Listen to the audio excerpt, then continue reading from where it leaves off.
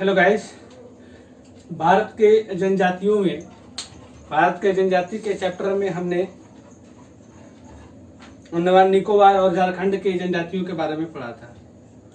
आज हम पढ़ रहे हैं उत्तराखंड के जनजातियों के बारे में। उत्तराखंड जो राज्य है वहां पे किस किस प्रजाति की जनजातियां पाई जाती है उसके बारे में आज के वीडियो में चर्चा करेंगे। कल के वीडियो में उम्मीद करता हूं कि कोई भी प्रश्न आपके नहीं छूटे होंगे। उत्तराखंड में सबसे बड़ी जो जनजाति रहती है उसे थारू जनजाति के नाम से जानते हैं। उत्तराखंड में जो जनजातियां रहती है उनमें सबसे प्रमुख थारू जनजातियां हैं जो कि भारत के तराई क्षेत्रों में पाई जाती है। थारू जनजाति कहाँ पाए जाते हैं? ये भारत के तराई क्षेत्रों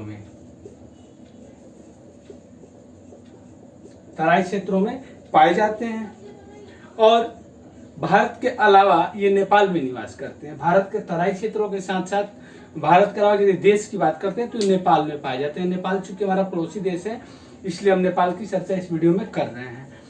ये जनजाति जो है फिर उत्तराखंड के नैनीताल से लेकर के उत्तर प्रदेश के गोरखपुर जिले के तराई क्षेत्रों के साथ साथ अधिक मात्रा में निवास करती है। यानी कि नेपाल को छोड़ करके नैनीताल और उत्तर प्रदेश के गोरखपुर में भी ये जनजातियां हैं। साथ ही बिहार के भी कुछ क्षेत्रों में ये जनजाति पाई जाती है।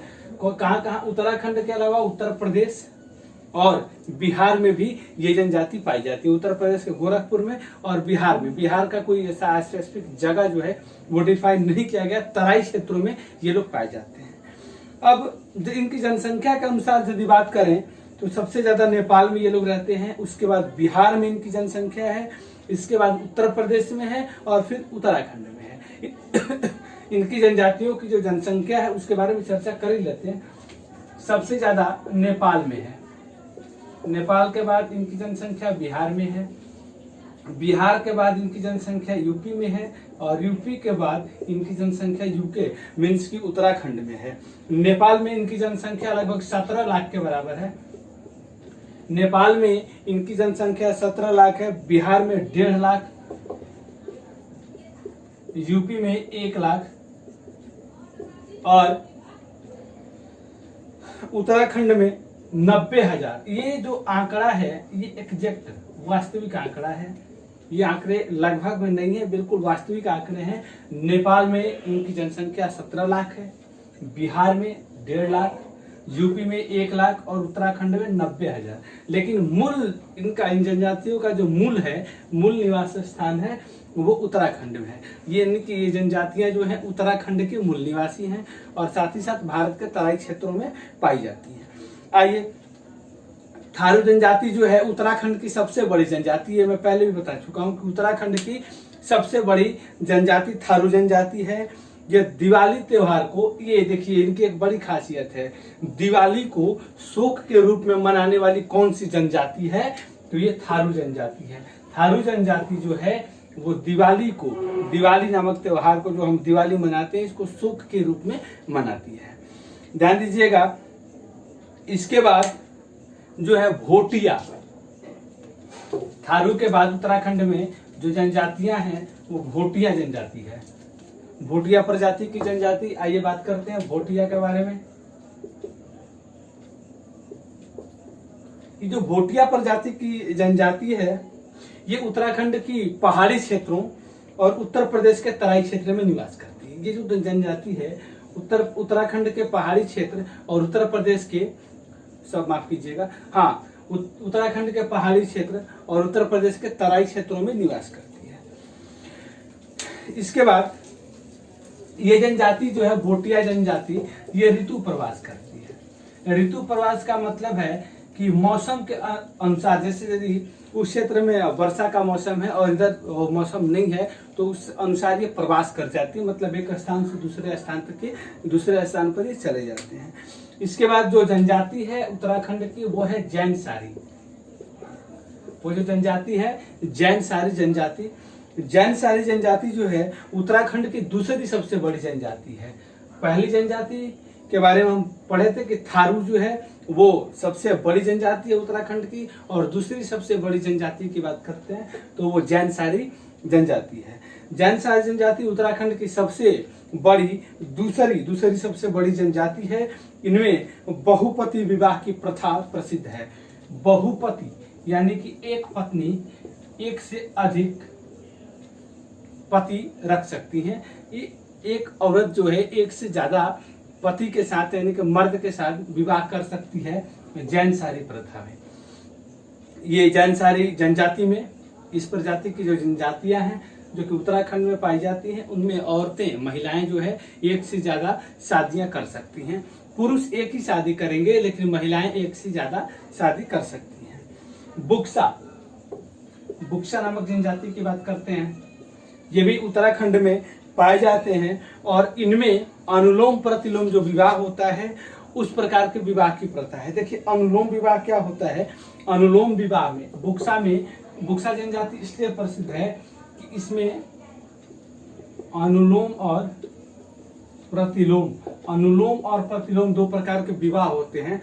अनुलोम विवाह में ये होता है कि उच्च जाति का लड़का और निम्न जाति की लड़की जो होता है वो अनुलोम विवाह होता है, और प्रतिलोम क्या होता है कि निम्न जाति का लड़का और उच्च जाति की लड़की, इस प्रकार के विवाह को प्रतिलोम विवाह कहते हैं। अनुलोम विवाह में ध्यान दीजिएगा, फिर से सुनिएगा, अनुलोम विवाह में लड़का उच्च जाति का होगा और लड़की निम्न जाति की होगी। प्रतिलोम विवाह में लड़की की जाति उच्च होगी और लड़के की जाति निम्न होगी। ये दो प्रकार के विवाह होते हैं और दोनों प्रकार की विवाहों का प्रचलन जो है बुक्सा जनजाति में है। जैनसारी में आप जान चुके हैं कि बहुपति विवाह होता है। एक पत्नी एक से अधिक पति रख सकती हैं। पति एक से एक औरत एक से ज्यादा पुरुषों के साथ शादी कर सकती हैं। आइए अब हम उत्तराखंड के बाद उत्तर प्रदेश में आते हैं। उत्तर प्रदेश में बहुत कम जनजाति पाई जाती है, लेकिन उनमें जो भी जनजाति पाई जाती है उनकी चर्चा हम कर लेते हैं।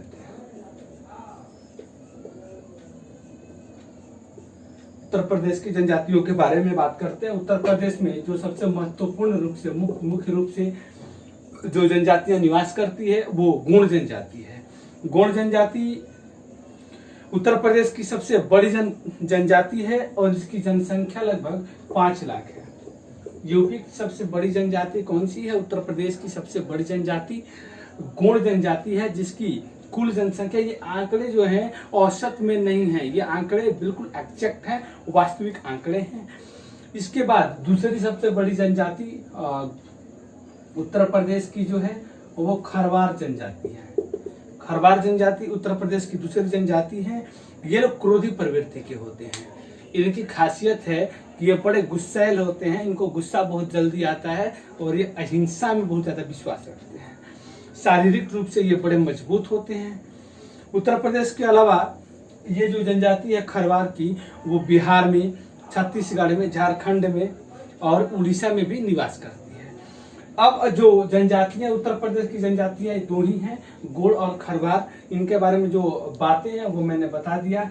उत्तर प्रदेश में सिर्फ यही दो जनजातियां निवास करती है और इनमें से जो प्रश्न आते हैं, खास करके यूपी दरोगा और बिहार दरोगा के संबंधित, बीपीएससी तक की बात करता हूं, तो वो यूपी के जनजातियों से संबंधित यही प्रश्न आते हैं कि सबसे बड़ी जनजाति कौन सी है या फिर उसकी जनसंख्या कितनी है, और क्रोधी प्रवृत्ति के सबसे गुस्सैल प्रवृत्ति की जो जनजाति है वो कौन सी है, तो आपका जवाब होगा खरवार। बस इतने ही, यही 3 प्रश्न आते हैं उत्तर प्रदेश के आदिवासियों से संबंधित। इसके अलावा आदिवासियों से संबंधित उत्तर प्रदेश से कोई प्रश्न नहीं आते। अब जो महत्वपूर्ण आदिवासियों की चर्चा करेंगे, हम मध्य प्रदेश की बात करते हैं। मध्य प्रदेश में जनजातियों की बात करते हैं। माफ कीजिएगा, कहीं कहीं जनजाति के जगह पे आदिवासी निकल जा रहा है, इसलिए माफ कीजिएगा। मध्य प्रदेश की जो जनजातियां हैं उनमें सबसे प्रमुख जो है वो द्रविड़ परिवार की जनजातियां हैं। वो सबसे जनजातियों की जो प्रजाति है वो द्रविड़ परिवार की जनजातियों में आती है। द्रविड़ वहाँ के पहले तो द्रविड़ एक जनजाति के रूप में थी, लेकिन वहाँ कुछ पंडित भी इस जनजाति में शामिल होने लगे। द्रविड़ एक पंडित की प्रजाति है द्रविड़ प्रजाति की जनजातियां जो हैं, द्रविड़ जनजातियां जो हैं, वो उनमें सबसे महत्वपूर्ण जो है वो भील है। मध्य प्रदेश के जो जनजातियों में सबसे प्रमुख हैं वो भील हैं, और भील जो है मध्य प्रदेश की सबसे बड़ी जनजाति है। और इसके साथ ही भारत की भी सबसे बड़ी जनजाति है भील, सिर्फ मध्य प्रदेश की ही नहीं। ध्यान दीजिएगा, यदि प्रश्न आएगा कि भील किस राज्य की सबसे बड़ी जनजाति है, तो ऑप्शन में या तो मध्य प्रदेश रहेगा या तो भारत रहेगा। ऐसे दुविधा में डालने वाले जो प्रश्न हैं वो सिर्फ बीपीएससी के परीक्षा में आते हैं, बिहार दरोगा में ऐसे प्रश्न नहीं आएंगे। ऑप्शन में या तो मध्य प्रदेश दिया होगा या तो भारत दिया होगा, उनमें से जो भी एक होगा उस पर आपको टिक लगा देना है। यदि दोनों दिया होगा तो आप ध्यान से ऑप्शन को पढ़ लेंगे। चौथे ऑप्शन में क और ख दोनों दिया होगा तो इस प्रकार से आप उन पे लगा लेंगे, अन्यथा दोनों में से कोई एक होगा। बड़े ध्यान के साथ आप प्रश्नों को हल करेंगे। आइए भीलों के बारे में जो पढ़ते हैं, इनकी जनजातियां जो है, जनजातियों का अनुपात सबसे पहले ये मध्य प्रदेश में सबसे ज्यादा है। मध्य प्रदेश के बाद ये कहाँ पे है, गुजरात में है। भील जनजाति जो है भारत की भी दूसरी बड़ी जनजाति है, और राज्य की बात करें तो मध्य प्रदेश। और भारत में इनकी जनसंख्या क्रमशः इस प्रकार से है कि मध्य प्रदेश में है, मध्य प्रदेश के बाद गुजरात में, और गुजरात के बाद जो है वो राजस्थान में है। सबसे ज्यादा इनकी जनसंख्या भारत में मध्य प्रदेश होगा, उसके बाद इनकी जनसंख्या जो है गुजरात में है, और सबसे कम इनकी जनसंख्या कहाँ पर है तो राजस्थान में है। मध्य प्रदेश में सबसे ज्यादा जनसंख्या इनका 6 मिलियन है, 6 मिलियन। 6 मिलियन की बात करते हैं कि 60 लाख की कुल आबादी। ये आंकड़े मैं फिर से बता रहा हूँ कि आंकड़े जो हैं बिल्कुल परफेक्ट आंकड़ा है, इसलिए आंकड़ों को लेकर के आप दुविधा में ना रहेंगे। राजस्थान और गुजरात की भी जनजाति वहाँ की सबसे बड़ा जनजाति समूह है। जहाँ भी हैं ये इस प्रकार की जनजाति जो है, जिन राज्यों में है भारत के, उन राज्यों में सबसे बड़ी प्रजाति के, बड़ी जनजाति के रूप में वहाँ पर हैं। इनमें एक खास करके नृत्य होता है। इनका जो सबसे भील जनजातियों का सबसे महत्वपूर्ण जो नृत्य है, जो एक आकर्षण का केंद्र होता है, उसको हम लोग घूनर के नाम से जानते हैं। घूनर नामक नृत्य ये लोग बड़े आनंद के साथ करते हैं, और इनमें ये घूनर नृत्य जो है वो बड़ा ही प्रचलित है। भील के बाद मध्य प्रदेश में गोंड जनजाति की बात करते हैं। गोंड जनजाति के बारे में उत्तर प्रदेश में भी पढ़ चुके हैं। गोंड जनजाति जो है मध्य प्रदेश में बहुत ज्यादा निवास करती है। गोंड जनजातियों का निवास स्थान मध्य प्रदेश जो है वो बहुत अधिक मात्रा में है, वहां पर बहुत अधिक मात्रा में जनजाति है। लगभग 50 लाख की जनजाति छत्तीसगढ़ में भी अधिक मात्रा में है, निवास करते हैं। छत्तीसगढ़ में गोंड जनजाति की जनसंख्या लगभग 40 लाख है। मैं अभी मध्य प्रदेश की बात कर रहा हूं, तो छत्तीसगढ़ के सबसे अधिक मात्रा में निवास करने वाली जो जनजाति है वो गोंड है, 40 लाख की है। और इसके बाद मध्य प्रदेश में एक और जनजाति निवास करती है, सबसे चर्चित जनजाति है कोल। कोल और भील दोनों बड़े ही चर्चित जनजाति हैं।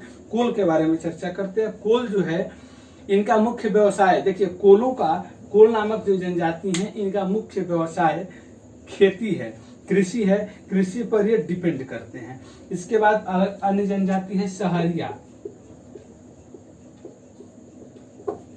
कोल से संबंधित यही प्रश्न आते हैं कि कोल कहाँ पर, जनजाति कहाँ पे पाई जाती है, मध्य प्रदेश में पाई जाती है। इनका मुख्य पेशा क्या है तो खेती, या फिर किस जनजाति समुदाय का पेशा खेती है, तो बेधड़क से आप सही जवाब कोल पे लगा देंगे। सहरिया जनजाति की बात करते हैं। सहरिया जनजाति मध्य प्रदेश में सबसे अधिक मात्रा में निवास करती हैं। सहरिया जनजाति सबसे अधिक मध्य प्रदेश में निवास करती है, साथ ही साथ राजस्थान के कुछ भागों में भी इनके कुछ लोग निवास करते हैं। मध्य प्रदेश में सबसे ज्यादा, उसके बाद राजस्थान में। अब जो है मध्य प्रदेश, उत्तर प्रदेश और उत्तराखंड में जनजातियों में सिर्फ इतना ही हमें पढ़ना है। अगला जनजाति जो है, अगले जनजातियों के राज्यों की जनजातियों के बारे में, राजस्थान या अन्य राज्यों की जनजातियों के बारे में हम पार्ट 3 वीडियो में पढ़ेंगे। ये भारत की जनजातियां पार्ट 2 वीडियो होगा। इनमें सिर्फ इतना ही, और इनमें से आप वीडियो को पॉज करके अपने प्रश्न निकाल सकते हैं। यदि आपको ये वीडियो अच्छी लग रही है तो आप इसको लाइक करेंगे, चैनल को सब्सक्राइब करेंगे, और साथ ही साथ आपके यदि कोई प्रश्न या सुझाव होंगे तो आप उसको कमेंट में लिखेंगे। धन्यवाद। जय हिंद।